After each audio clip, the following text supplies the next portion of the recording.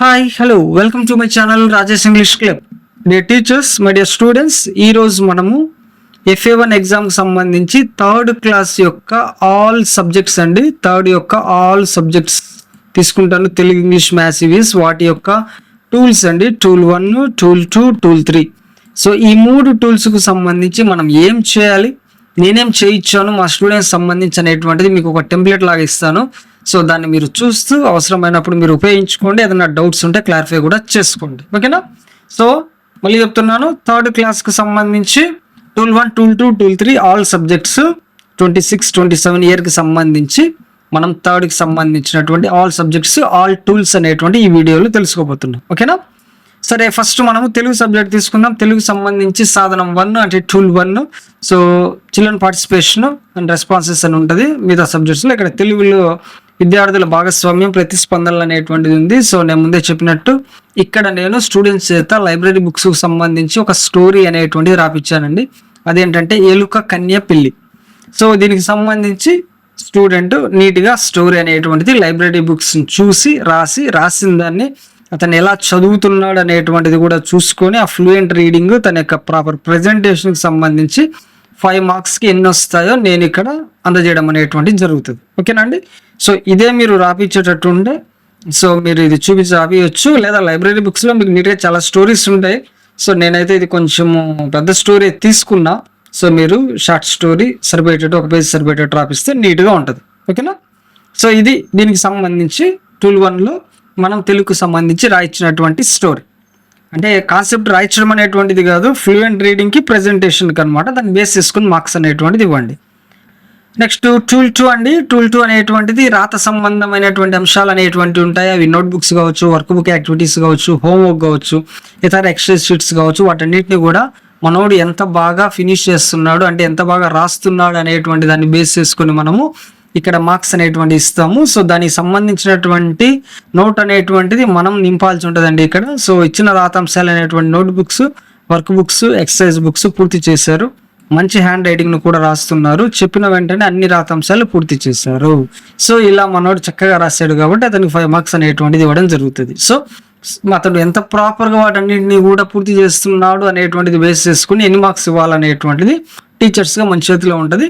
So మీరు ఎన్ని marks ఇవ్వాలనుకుంటున్నారో దాన్ని బేస్ చేసుకొని ఇక్కడ నోట్ అనేటువంటిది రాయండి, ఓకేనా? సో ఇది టూల్ 2కి సంబంధించి తెలుగు. నెక్స్ట్ మనకు ప్రాజెక్ట్ వర్క్ అనేటువంటిది ఉందండి. అయితే ప్రాజెక్ట్ వర్క్ ఈ సంవత్సరము మనకు టెక్స్ట్ బుక్లోనే ప్రాజెక్ట్ వర్క్ సంబంధించినటువంటి హింట్ అనేటువంటిది ఇచ్చారు, అంటే క్వశ్చన్ అనేటువంటిది ఇచ్చారు. అదేంటంటే కథల పుస్తకం ఆధారంగా సో గుడిపొల్లు, కొమ్ము దీర్ఘము, సో వాటికి సంబంధించినటువంటి పదాలను ఉపయోగించి మనం పట్టిక అనేటువంటిది రెడీ చేయాలన్నమాట. సో నేను అవి తీసుకున్నాను. సో ఒక్కొక్క దానికి సంబంధించి ఒక 10 వర్డ్స్ అనేటువంటిది తీసుకున్నాను. సో గుడికి సంబంధించి అంటే ఈ ఒత్తు ఉన్నటువంటి అక్షరాలతో స్టార్ట్ అయ్యేటువంటి పదాలు కింద రాయాలి, ఓకేనా అండి? సో చూడండి, గుడికి సంబంధించినటువంటి పదాలు అంటే ఈ గుడి ఉన్నటువంటి అక్షరాలతో మొదలయ్యేటువంటి పదాలతో స్టార్ట్ అయ్యేటువంటి వర్డ్స్ తీసుకోవాలి. కిటికీ, చినుకు, పిచ్చివాడు, గింజ, తిరుపతి, ఇలా నేను రాశాను. కుడి దీర్ఘం మీసం, నీళ్లు, బీరకాయ, వీరుడు, ఇలా 10 వర్డ్స్. కొమ్ము, కుక్క, గుడి, చుక్క, సో ఇలా. కూ అంటే ఇది కొమ్ము దీర్ఘం కదా, సో తూనిగా, కూడిక, చూడండి. సో ఇలా మనము ఈ ఒత్తులకు సంబంధించినటువంటి అక్షరాలతో స్టార్ట్ అయ్యేటువంటి పదాలు మనం పట్టిక తయారు చేయాలి. ఇది ప్రాజెక్ట్ వర్క్, ఇది టెక్స్ట్ బుక్లో క్లియర్గా మనకి ఇచ్చాడు. సో అలా మనం చేసుకుంటాం. సో దీని ఆధారంగా పిల్లవాడు దాన్ని ఎంత ప్రాపర్గా చేశాడు అనేటువంటి బేస్ చేసుకుని మనం స్కోరింగ్ అనేటువంటిది ఇస్తాం, ఓకేనా అండి? సో ఇది తెలుగుకు సంబంధించినటువంటి project work. Let us get into English subject అండి. సో ఇంగ్లీష్ సబ్జెక్ట్ సంబంధించి టూల్ 1 అనేటువంటి చూద్దాం. టూల్ 1 అనేటువంటిది students participation and reflection.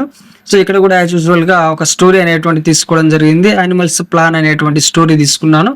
So దీనికి సంబంధించినటువంటి స్టోరీ నీట్గా లైబ్రరీ బుక్స్ నుంచి మనోడు రాసిన దాన్ని ప్రాపర్గా చదివాడు. సో దానికి ప్రజెంటేషన్ కూడా బాగుంది కాబట్టి దాన్ని బేస్ చేసుకుని నేను 5 మార్క్స్ అనేటువంటిది అవార్డ్ చేయడం అనేటువంటిది జరిగింది, okay?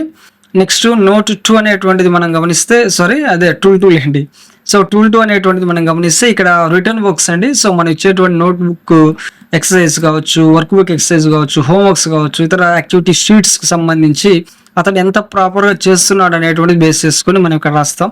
He has written all the notebook exercises, work book exercises, home works very well. He has done them in one term completion.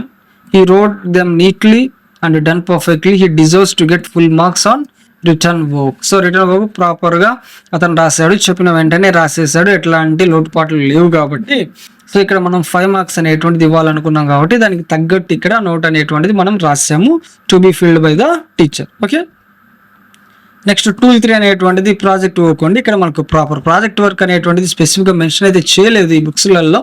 So కాబట్టి ఇక్కడ నేను ఇంట్రడ్యూసింగ్ యువర్ సెల్ఫ్ అనేటువంటి తీసుకున్నాను, అంటే మన గురించి మనం ఒక 10 సెంటెన్సెస్ అనేటువంటిది ఎలా రాయాలనేటువంటి కాన్సెప్ట్.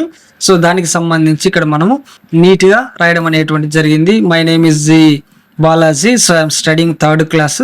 సో ఇలా మనము తీసుకుంటామండి సెంటెన్సెస్ అనేటువంటివి. సో ఇలా ఒక 10 సెంటెన్సెస్ తన గురించి తాను సెల్ఫ్ ఇంట్రడక్షన్ అనేటువంటిది ఇచ్చే విధంగా మనం చూస్తాం. So I live in dargah Khammam mandal, my birthday is 19th December. So I like playing games. 6 points. Next next I don't like watching TV. My favorite breakfast is dosa. My favorite month is December. My favorite subject is Telugu. So ఇలా మనము తన గురించి తను ఒక 10 sentences రాసే విధంగా project work అనేటువంటిది రూపొందించడం జరిగింది. ఓకే, నెక్స్ట్ మ్యాథ్స్కి వద్దాము. సో మ్యాథ్స్కి సంబంధించి టూల్ 1 అనేటువంటి చూద్దాం. మీ అందరికి తెలుసు టూల్ 1 మ్యాథమెటిక్స్ సంబంధించి మనం ఏం చేయాలంటే సో ఒక క్వశ్చన్ అనేటువంటిది రెడీ చేయాలా, సో ప్రాబ్లం అనేటువంటి క్రియేట్ చేయాలా, సొల్యూషన్ కూడా రాయాలి. దాన్ని బేస్ చేసుకుని మనం 5 మార్క్స్ అనేటువంటిది ఇస్తాము. సో ఇక్కడ నేను ఒక క్వశ్చన్ తీసుకోవడం జరిగింది, 3rd క్లాస్ కాబట్టి. So I purchased 1 kg of tomato for 50 rupees and 1 kg ladies finger for 40 rupees. How much money do I have to pay in total? So ఈ క్వశ్చన్ అనేటువంటిది సరే ఇంగ్లీష్లో తను ప్రాపర్గా చెప్పలేకపోవచ్చు, బట్ తన క్వశ్చన్ అనేటువంటి రెడీ చేశాడు. సో ఇంగ్లీష్లో రాయడం అనేటువంటిది మనం హెల్ప్ చేసాము. సో దాన్ని బేస్ చేసుకుని క్వశ్చన్ అనేటువంటి క్రియేషన్ అనేటువంటిది, దానికి సంబంధించిన సొల్యూషన్ అనేటువంటిది. సో దీన్ని బేస్ చేసుకుని 5 మార్క్స్కి మనము ఇస్తాం మార్క్స్ అనేటువంటి ఎన్ని వచ్చాయి అనేటువంటి విషయం. ఓకేనా, సో నెక్స్ట్ టూల్ 2 అనేటువంటి చూద్దాం. టూల్ 2 అనేటువంటిది రిటర్న్ వర్క్ సంబంధించి, సో నోట్ బుక్స్ కావచ్చు, హోంవర్క్ కావచ్చు, వర్క్ బుక్ యాక్టివిటీస్ కావచ్చు, ఇతర ఎక్సర్సైజ్ షీట్స్ కావచ్చు, ఎంత ప్రాపర్గా తను రాశాడు అనేటువంటి దాన్ని బేస్ చేసుకుని మనం 5 మార్క్స్ అనేటువంటిది ఇస్తాం. అంటే మొత్తం రాస్తే ఇస్తాం. సో ఎంత ఇవ్వాలనుకుంటే అంత దాన్ని బేస్ చేసుకొని మన నోట్ అనేటువంటిది రాస్తాం. He wrote all the maths works well. He did all the problems that I had given as a homework. He has done all the workbook exercises well. He did all the works and problems of textbooks neatly.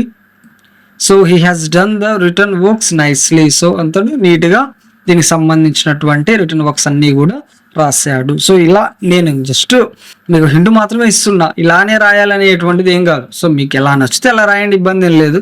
But మీరు ఎన్ని మార్కులు ఇస్తున్నారు అనేటువంటి దాన్ని base చేసుకుని మీరు full marks ఇస్తే మొత్తం రాసేటని రాయాలి, లేదు మార్క్స్ తగ్గిస్తున్నాం అంటే సో కంప్లీట్గా రాయలేదు సో అనేటువంటిది బేస్ చేసుకొని మనం రాయాలి. ఓకే, నెక్స్ట్ టూల్ 3 అండి. సో టూల్ 3 అనేటువంటి మీకు తెలుసు project work. So 3rd class సంబంధించి మ్యాథ్స్ యొక్క ప్రాజెక్ట్ వర్క్ ఒకసారి గమనిస్తే సో పర్టికులర్గా టెక్స్ట్ బుక్లో ఏం మెన్షన్ చేయలేదు కాబట్టి కన్సర్న్ టాపిక్ని బేస్ చేసుకుని నేను ఒక ప్రాజెక్ట్ వర్క్ రెడీ చేయడం జరిగింది. సో నాకు వచ్చిన ఐడియా ఇది. సో కాబట్టి మీకు ఏ ఐడియా వస్తే డిఫరెంట్గా మీరు ఇచ్చేయగలిగితే చేయొచ్చు, ఇబ్బంది ఏం లేదు. So for each of the number given below match the place value and face value of the circle digit by drawing lens. ఇక్కడ మనకు నెంబర్స్ అనేటువంటి ఇచ్చారు. సో ఒక డిజిట్ మనం సర్కిల్ అనేటువంటి చేసాం కొన్నిటికి. సో ఒక్కొక్క నెంబర్లో ఇక్కడ చూడండి 8కి సర్కిల్ చేసాము. దీని యొక్క ఫేస్ వాల్యూ ప్లేస్ వాల్యూ రెండింటికి కూడా మనం కలిపి మ్యాచ్ చేయాలి. చూడండి 8 యొక్క ఫేస్ వాల్యూ 8, ఏ నెంబర్కైనా ఫేస్ వాల్యూ అనేటువంటిది 8 అంటే ఆ నెంబర్కి ఆ నెంబరే వచ్చింది. దాని యొక్క ప్లేస్ వాల్యూ ఇది ఏ ప్లేస్లో ఉంది, 10th ప్లేస్లో ఉంది కాబట్టి 80 కదా. సో కాబట్టి 80 ఇక్కడ ఉంది. సో కాబట్టి దానికి మనము ఇట్లా మ్యాచ్ అనేటువంటి చేయాలి. ఇట్లా మనము ప్రతి నెంబర్కి మ్యాచ్ అనేటువంటి చేయాలి. సో ఇది మనం ఇచ్చినటువంటి ప్రాజెక్ట్ వర్క్. ఓకేనా అండి, సింపుల్గా ఉంటుంది, పిల్లలు బాగా చేస్తారు యాక్టివ్గా, కాబట్టి ఇబ్బంది ఏం లేదు, అయిపోతుంది. నెక్స్ట్ ఈవీఎస్ సబ్జెక్ట్ అనేటువంటి చూద్దాము. ఈవీఎస్ సబ్జెక్ట్ సంబంధించి టూల్ 1 అనేటువంటిది మీకు తెలుసండి. సో ఇక్కడ మనం స్టూడెంట్స్ పార్టిసిపేషన్ అండ్ రిఫ్లెక్షన్ కింద ఒక రిపోర్ట్ రైటింగ్ అనేటువంటిది రాపిస్తాము. సో ఒక హెడ్డింగ్ కింద ఒక ఇన్ఫర్మేషన్ అనేటువంటిది కన్సర్న్ లెసన్కి సంబంధించి కలెక్ట్ చేపిస్తాము. సో ఇక్కడ నేనేం అడిగానంటే write your report on out of school చిల్డ్రన్కి సంబంధించినటువంటి ఒక రిపోర్ట్ అనేటువంటిది రాయమని నేను అడగడం జరిగింది. సో దానికి సంబంధించినటువంటి ఇన్ఫర్మేషన్ని కలెక్ట్ చేయించడం జరిగింది టెక్స్ట్ బుక్ నుంచి. సో కాబట్టి సో ఇలా అవుట్ ఆఫ్ స్కూల్ చిల్డ్రన్కి సంబంధించినటువంటి ఒక నోట్ అనేటువంటిది స్టూడెంట్ చేత మనం రాయిస్తాము. ఓకేనండి, ఈ కాన్సెప్ట్ అనే కాదండి, అసలు లెసన్ సంబంధించి ఏదైనా మీరు తీసుకోవచ్చు. ఎందుకంటే ఈ న్యూ టెక్స్ట్ బుక్స్లో కూడా పర్టికులర్గా ప్రాజెక్ట్ వర్క్ సంబంధించి చేయించండి అనేటువంటిది పర్టికులర్గా ఇవ్వలేదు కాబట్టి సో దాన్ని బేస్ చేసుకుని మీరు ఒక రిపోర్ట్ రైటింగ్ అనేటువంటిది రాయించండి. ఓకే, సో నెక్స్ట్ మనము టూల్ 2 అనేటువంటిది గమనిద్దామండి. సో టూల్ 2 మీ అందరికీ తెలుసు, ఇవన్నీ రిటర్న్ వర్క్స్ అంటే నోట్ బుక్స్, అదేవిధంగా హోమ్ వర్క్స్, అదేవిధంగా వర్క్ బుక్స్. సో ఎంత ప్రాపర్గా మన వాళ్ళు చేశారనేటువంటి దాన్ని బేస్ చేసుకొని మనం ఎన్ని మార్కులు ఇవ్వాలి అనేటువంటి దాన్ని బేస్ చేసుకొని దానికి తగ్గట్టు నోట్ అనేటువంటిది ఇక్కడ రాసుకుంటాం. ఓకేనా? He has done his return works very well. He wrote note books, home works, work books, sheets, exercise sheets neatly.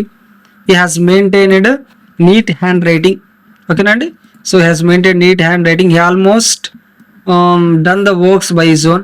He needed help in some areas. I gave my assistance. He deserved to get good marks. So maximum మొత్తం చేశారులేండి మనోడు. So చిన్న help అనేటువంటి చేయకుండా ఎట్లా? So అయినా కూడా 5 మార్క్స్కి ఎందుకు ఇచ్చారంటారా? సరేనండి, తగ్గించేద్దాం. సో ఇక్కడ 4 మార్క్సే ఇద్దాం, ఎందుకంటే మన హెల్ప్ అనేటువంటిది ఉంది కాబట్టి. ఓకేనా? సో కాబట్టి ఇలా మనము మన స్టూడెంట్స్కి ఇచ్చేటువంటి మార్కులు బేస్ చేసుకుని మనము ఇక్కడ నోట్ అనేటువంటిది రాస్తాం. ఓకేనా అండి? సో నెక్స్ట్ మనకు ప్రాజెక్ట్ వర్క్ అనేటువంటిది, ఈవీఎస్ ప్రాజెక్ట్ వర్క్ అనేటువంటిది ఒక్కసారి గమనిస్తే ఇక్కడ నేనేం చేశానంటే ఇక్కడ క్వశ్చన్ అనేటువంటిది కింద రాశాను. సో ఈ టాస్క్ అంటే ప్రాజెక్ట్ అనమాట. So ask your classmates about whom they look like of their family and note them. So ఇక్కడ మనం పిల్లల్ని అడుగుతాం అనమాట, మన స్టూడెంట్స్ని. అంటే స్టూడెంట్స్ అడుగుతారు వాళ్ళ ఫ్రెండ్స్ని ఏంటంటే వాళ్ళు ఎలా, సో వాళ్ళ ఫ్యామిలీలో ఎవరిలాగా ఉంటారు అనేటువంటిది మనం ఇక్కడ క్వశ్చన్ అనేటువంటిది అడుగుతాము. వాళ్ళు చెప్తారనమాట, మదర్ లాగా ఉన్నారా, ఫాదర్ లాగా ఉన్నారా, వాళ్ళ ఆంట్ లాగా ఉన్నారా, ఎందుకంటే మేనమామ పోలికలు ఉంటాయి కదండి. నెక్స్ట్ గ్రాండ్ పేరెంట్స్ లాగా ఉంటారు. సో అలా మనము ఈ ప్రాజెక్ట్ వర్క్ అనేటువంటి రెడీ చేస్తాం వాళ్ళని అడిగి అనమాట. సో ఇలా క్లాస్మేట్ యొక్క నేమ్స్ అనేటువంటి ఇక్కడ రాస్తామండి. సో ఆ నేమ్స్ అనేటువంటి ఏం తీసుకున్నాను, రవి అనేటువంటి నేమ్ తీసుకున్నాను. సో రవి ఎవరిలాగా ఉంటారంటే వాళ్ళ మదర్ లాగా. నెక్స్ట్ వాళ్ళని అడుగుతాం, వాళ్ళే చెప్తారు.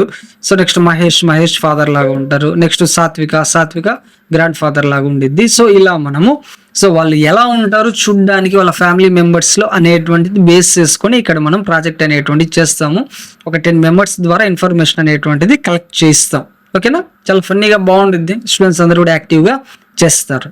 సో ఇలా మనం ఈ ప్రాజెక్ట్ అనేటువంటిది చేస్తాం. సో ఇది ప్రాజెక్ట్ వర్క్. ఓకేనా అండి?